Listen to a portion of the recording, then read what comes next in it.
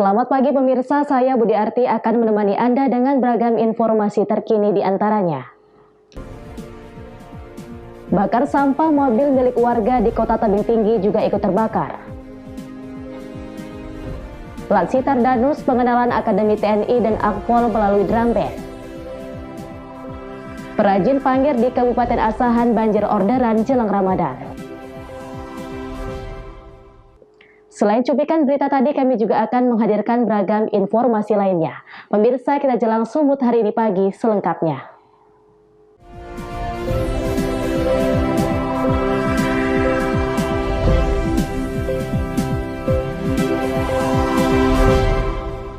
Kita ke informasi pertama, pemirsa. Sebuah mobil sedan di Kota Tebing Tinggi, Sumatera Utara ludes terbakar. Insiden tersebut akibat pemilik membakar sampah di belakang mobil. Kuat dugaan mobil terbakar karena ada kebocoran di tangki minyak. Mobil terbakar ini merupakan milik seorang warga di lingkungan 4 Kelurahan Rambung, Jalan Diponegoro, Kota Tebing Tinggi. Kejadian berawal dari pemilik rumah sedang memanaskan mesin mobil. Usai menghidupkan mobil, ia membakar sampah persis di belakang mobil. Naas, beberapa saat kemudian api menyambar ke bak mobil dan menghanguskan mobil miliknya. Ya, itu juga bakar-bakar sampah aku sini. Contoh mobil lagi dipadamkan sini, meledak pula. Nyambar. Berarti karena bocor, mungkin ada bocor. Tangkinya, sudah disambar terus. Sementara warga dan petugas kepolisian Polres Tebing Tinggi yang mengetahui ada kebakaran langsung mencoba untuk memadamkan api dengan peralatan seadanya. Ya, ini disebabkan karena kelalaian dari pemilik mobil. Kronologisnya pada saat sedang memanaskan mobil, pemilik mobil ini melakukan membakar sampah di dekat mobil. Diperkirakan mungkin ada kebocoran dari tangki mobil sehingga kebakaran itu disebabkan karena kemungkinan bahan bakar menyambar ke sampah yang dibakar pemilik mobil. Api dapat dipadamkan setelah 2 unit mobil pemadam kebakaran milik Pemko Tebing Tinggi diturunkan ke lokasi. Alex Garingging melaporkan untuk Evarina TV. Majelis Hakim Pengadilan Negeri Medan memvonis mantan Bupati Labuhan Batu Utara Khairuddin Syah dengan hukuman 18 bulan pidana penjara karena terbukti melakukan suap. Vonis yang sama juga dijatuhkan kepada Agusman Sinaga, mantan Kepala Badan Pengelola Pendapatan Daerah Kabupaten Labuhan Batu Utara. Mantan Bupati Labuhan Batu Utara Khairuddin Syah alias Haji Buyung divonis hukuman 1 tahun 6 bulan penjara. Terdakwa terbukti secara sah dan meyakinkan bersalah dalam tindak pidana korupsi yang merugikan negara sebagaimana dakwaan pertama. Putusan ini dibacakan Majelis Hakim yang diketuai Mian Munte dalam sidang yang berlangsung di Cakra 2 Pengadilan Negeri Medan. Selain menjatuhi pidana terhadap terdakwa selama 1 tahun dan 6 bulan penjara dengan denda 100 juta rupiah, terdakwa diwajibkan membayar denda. Jika tidak, maka akan digantikan dengan hukuman penjara selama 2 bulan kurungan. Majelis Hakim juga menyatakan terdakwa tetap ditahan dan menetapkan mengurangi masa penangkapan dan penahanan. Selain memberi vonis pidana penjara, Majelis Hakim Tipikor Medan juga menolak permintaan justice kolaborator pada kedua terdakwa karena keduanya dinyatakan sebagai pelaku utama suap.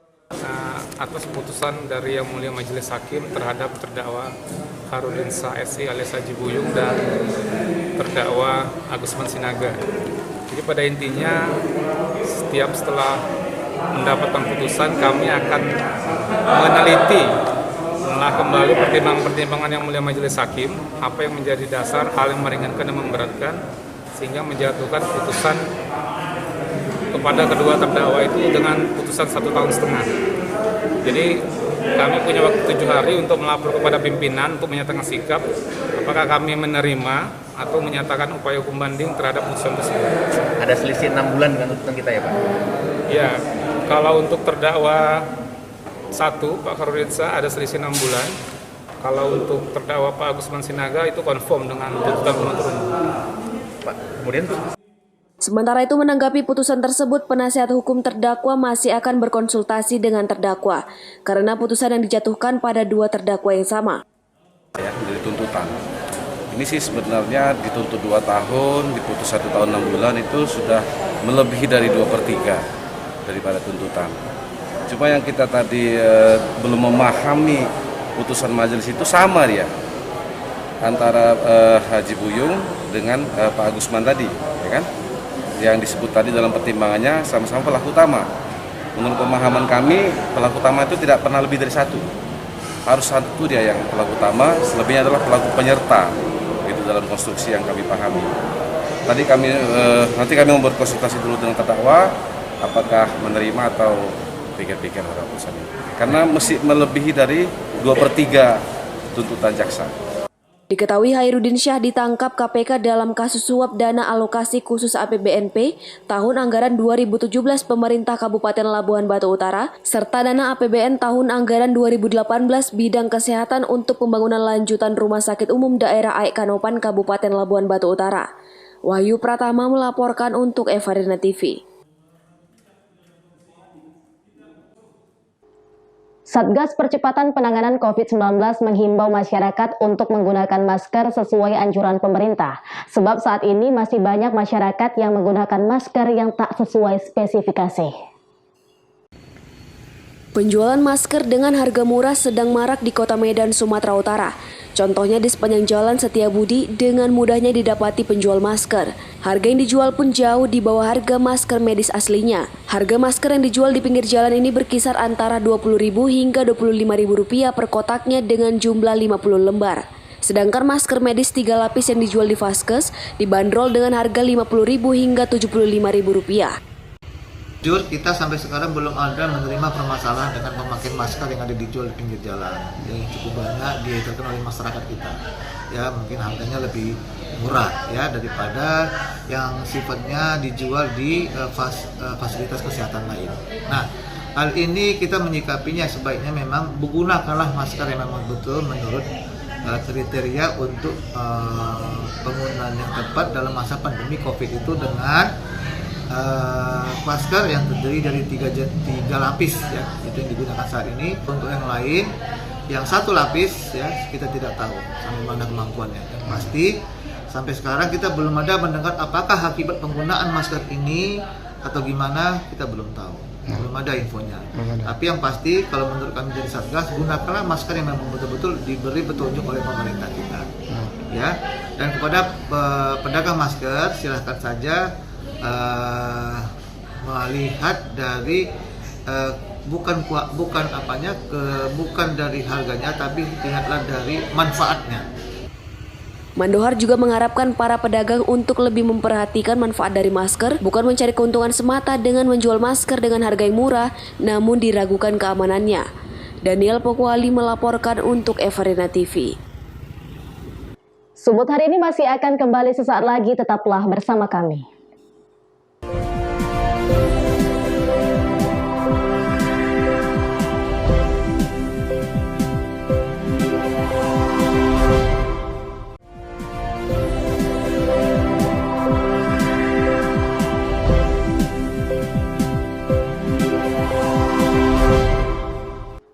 Terima kasih Anda masih bersama kami.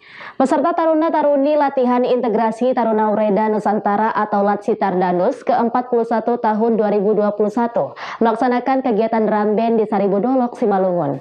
Kegiatan ini merupakan rangkaian pelatihan dengan sasaran non-fisik, di mana para taruna selain melakukan berbagai kegiatan sosial, juga melakukan pengenalan Akademi TNI dan Akpol melalui Ramben. Peserta Taruna-Taruni Latihan Integrasi Taruna Ureda Nusantara atau Latsitar Danus ke-41 tahun 2021 yang tergabung dalam Satuan Latihan Macan melaksanakan kegiatan Ramben di Saribodolok, Kecamatan Silemakuta, Kabupaten Simalungun. Kegiatan ini merupakan rangkaian pelatihan dengan sasaran non-fisik, di mana para taruna selain melakukan berbagai kegiatan sosial, juga melakukan pengenalan Akademi TNI dan Akpol melalui Ramben. Ramben yang diikuti para taruna dan siswa SMK Plus Evarina ini dibuka oleh Bupati Simalungun JR Saragi dan didampingi Kapolres Simalungun AKBP Agus Waluyo dan Dim 0207 Simalungun Letkol Infantri Roli Souhoka dan Komandan Satuan Latihan Macan Latsitar Danus Letkol Infantri Hendra Saputra. Rute kirap drum band dimulai dari alun-alun Seribu Dolok menuju sekolah SMA SMK swasta Pus Evarina yang berjarak kurang lebih 2 km. Sepanjang perjalanan berlangsungnya drum band, Bupati Simalungun beserta Kapolres, Dandim dan Dansatlat sekaligus mensosialisasikan pencegahan COVID-19 dengan membagi-bagikan masker kepada masyarakat yang antusias melihat para peserta drum band. Dosi Simarmata melaporkan untuk Evarina TV. Pemirsa, Bupati Batubara meresmikan Masjid Al-Munawwaroh yang merupakan masjid di kampung halamannya. Dalam peresmian tersebut, Zahir mengajak masyarakat meningkatkan ibadah, terapkan protokol kesehatan dan jaga kebersihan saat berada di lingkungan masjid. Bupati Batubara Zahir meresmikan Masjid Al-Munawwaroh yang berada di Desa Kuala Gunung, Kecamatan Datuk 50, Batubara, Jumat siang.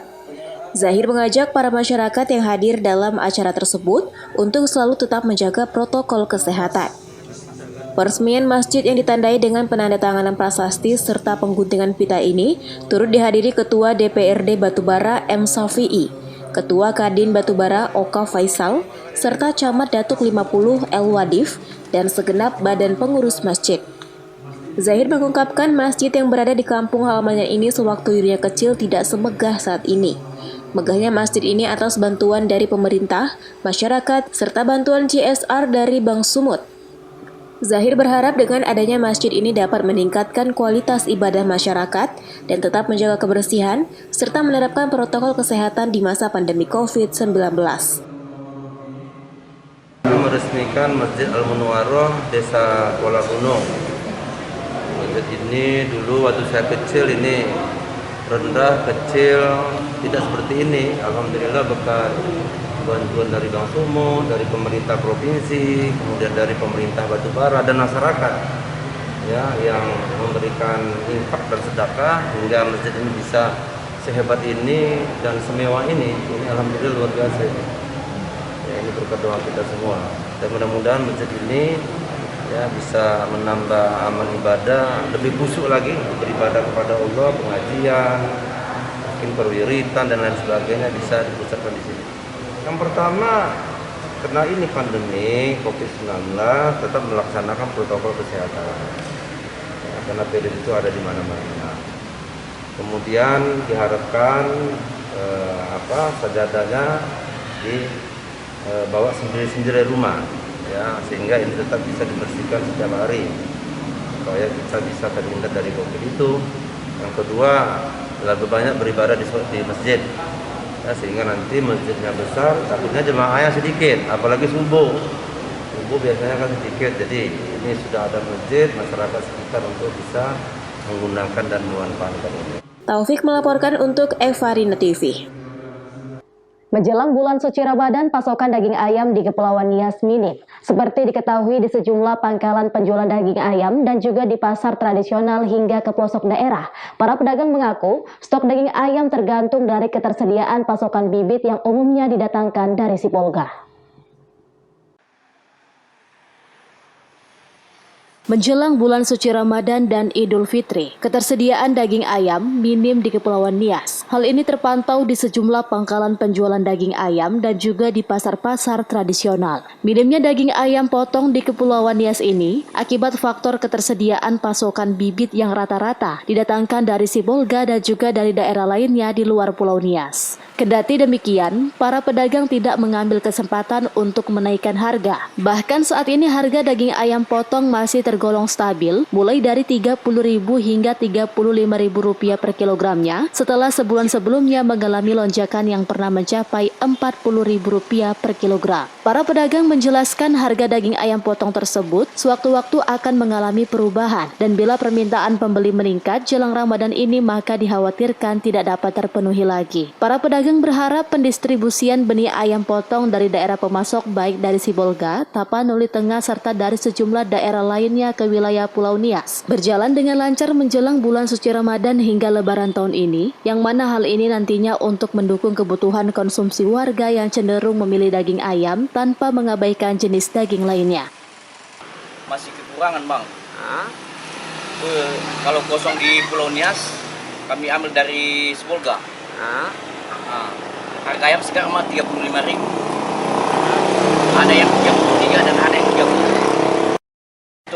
jauhnya tepat bang. Ada itu dari Lido, dari Galasa. Supaya dimasukkan dari apalah? Supaya masyarakat Pulau Nias ayam dari Spolga dimasukkan di Nias. Karena ayam di Pulau Nias masih kekurangan. Haugo Manozega melaporkan untuk Evarina TV. Sumut hari ini masih akan kembali sesaat lagi, tetaplah bersama kami.